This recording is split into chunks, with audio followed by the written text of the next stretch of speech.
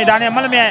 जब तक ये महंगाई कम नहीं करते उस वक्त तक इंशाल्लाह तहरीक लब्बैक या रसूल अल्लाह सिरापा एहतजाज हो गए। और हमारे कायदे मोहतरम हजरत अल्लामा मौलाना हाफिज मोहम्मद साद हुसैन रिजवी साहब जब तक हुक्म नहीं देते आगे का लाए अमल जो होगा इंशाल्लाह उस पे अमल मिले, बेरोजगार रोजगार मिले।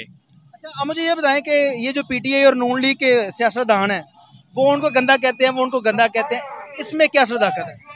वो उनका मुतालबा, हम इस बारे में के साथ मैं हूँ मेज़बान उमर अली। नाज़रीन, इस वक्त मैं तहरीक लब्बैक की महंगाई मार्च रैली के अंदर मौजूद हूँ। मेरे साथ कुछ कारकुनान मौजूद हैं, उनसे बात करेंगे, उनसे जानेंगे कि इसका मकसद क्या है। अस्सलाम वालेकुम। जी वालेकुम सलाम रहमतुल्लाह। आपका नाम?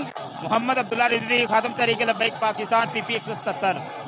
तो भाई मुझे ये बताइएगा कि आज की जो रैली है क्या मकसद है, क्या मिशन लेके निकले हैं? हमारा ये आज का एजेंडा है महंगाई के खिलाफ। जो बदमाश हुक्मरानों ने पेट्रोल पंप कराया और महंगाई आए दिन महंगाई जो बढ़ती जा रही है, गरीब आवाम के लिए अल्हम्दुलिल्लाह तहरीक लब्बैक या रसूल अल्लाह मैदान अमल में है।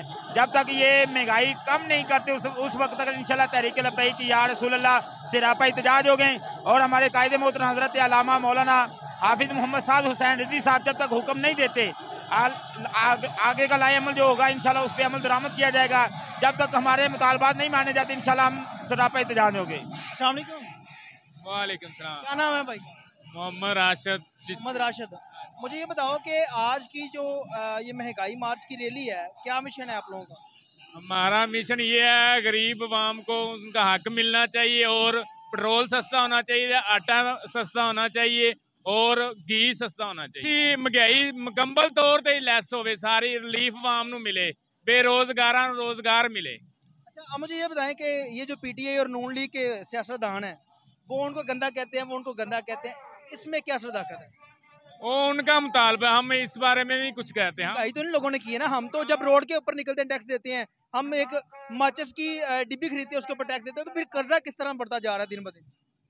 ਕਰਜ਼ਾ ਇਹ ਲੈਂਦੇ ਨੇ ਉਹਨਾਂ ਕੋਲੋਂ ਤੇ ਉਹ ਤਾਂ ਹੀ ਵਧਾ ਦੇਣਾ। ਉਹ ਜਿਵੇਂ ਕਹਿੰਦੇ ਨੇ ਕਿ ਮਹਿੰਗਾਈ ਕੀਤੀ ਉਹ ਤੇ ਕਰਜ਼ਾ ਲਈ ਜੋ ਇਹ ਲਈ ਜਾਂਦੇ ਆ। जी नाज़रीन, मेरे साथ कुछ और भी शहरी मौजूद हैं, इनसे बात करें उनके। अस्सलाम वालेकुम। वालेकुम अस्सलाम। क्या नाम है भैया? मोहम्मद साकब। मोहम्मद साकब। साकब भाई, मुझे ये बताइएगा कि क्या मकसद है, क्या मकसद लेके निकले हैं आज? ये महंगाई के खिलाफ है। महंगाई के खिलाफ? जी। कौन कर रहा है महंगाई? ये महंगाई, ये वो सारे ऊपर याश बैठे हुए हैं, जो नून लीग को, ये सब जो आ रहे हैं याश ही आ रहे हैं, यही सब कर रहे हैं। अपनी जो कर्जा ले रहे हैं इसकी वजह से महंगाई हो रही है और सब कुछ ये अपनी अशियाँ कर रहे हैं। ये अवाम को क्या दे रहे हैं? अच्छा, मुझे ये बताएं कि हम कोई 1 रुपए की भी चीज़ खरीदते हैं, उसके ऊपर टैक्स देते हैं, तो फिर कर्जा किस तरह से बढ़ता जा रहा है? ये वक्त हुकूमत को पूछना चाहिए कि क्यों बढ़ रहा है। जी नाज़रीन, आपने अवाम की बात सुनी। मेरे साथ कुछ और भी शहरी मौजूद हैं, उनसे बात करेंगे, आगे चलते हैं। अस्सलाम वालेकुम। अस्सलाम वालेकुम। वालेकुम सलाम। क्या नाम है? मोहम्मद इलियास रिजवी साहब। अच्छा, मुझे ये बताइएगा कि ये जो महंगाई मार्च यानी कि जो आप लोग रैली निकाल रहे हैं, क्या मकसद है?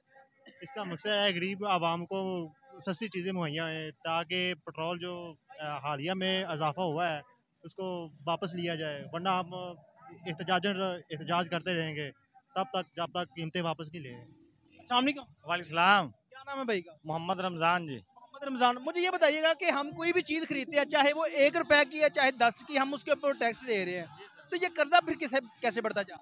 बस सर, जो है ना शरीयत का निज़ाम, उसमें ये टैक्स नहीं है। शरीयत से यही है कि ज़कात है, ठीक है ना।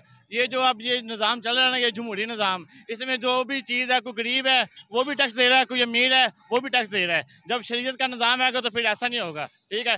टैक्स सिर्फ अमीरों के लिए, गरीबों के लिए कोई टैक्स नहीं है, ठीक है ना। इसलिए हम चाहते हैं कि तहरीक लब्बैक के साथ खड़े हो जाएं। इंशाल्लाह ताला आपकी दुनिया भी बेहतर हो जाएगी और आपकी आखिरत भी बेहतर हो जाएगी।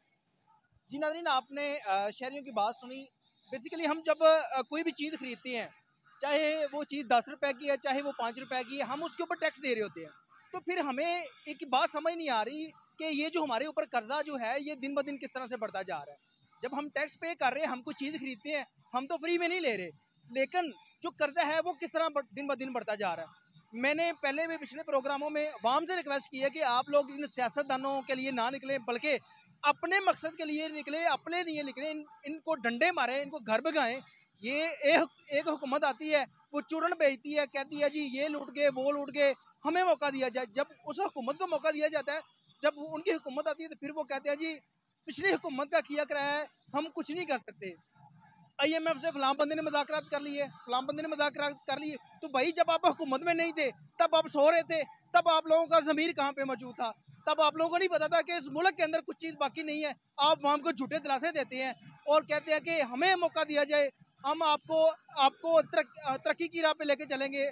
और जब हुकूमत आ जाती है फिर यही बगैरत लोग अवाम को जलील करते हैं। अब गरीब अवाम पिस चुकी है, गरीब अवाम एक वक्त का उसके लिए खाना मुश्किल हो गया है। घी का जो एक किलो घी है वो तकरीबन 600 से ज़्यादा उसकी कीमत हो चुकी है। गरीब वो बंदा जो कि 1000 रुपए की दिहाड़ी या मेहनत मजदूरी करता है, वो अपनी गरीब फैमिली को किस तरह से पालेगा, अपने बच्चों को तालीम किस तरह से देगा।